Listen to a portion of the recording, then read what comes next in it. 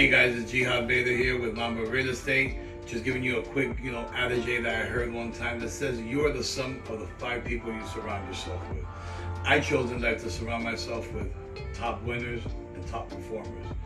This you guys gotta apply into your life. You guys can't sit down and hang out with the folks that are not doing nothing with their life. You gotta hang out with the people that are gonna do something with their life, that have a meaning in life, that are going for that goal, that are going for that glory.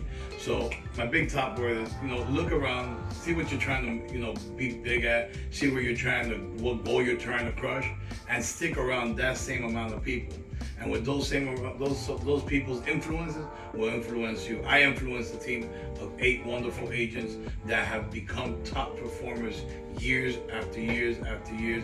I had one agent that actually went on their own and became a top producing agent. Why? Because he surrounded himself with top performers, and winners.